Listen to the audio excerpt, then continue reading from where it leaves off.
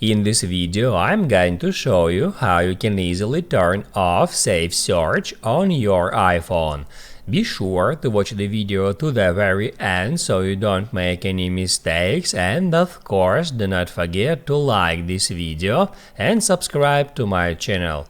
So let's begin, and first off, open up Safari web browser and then go to google.com. Once you did that, hit add 3 lines at the top left corner, and then just under your data in search, you can easily find Safe Search feature. You can tap on it. As you can see, Safe Search is now on, and in order to turn it off, just hit at that button and that turns it off.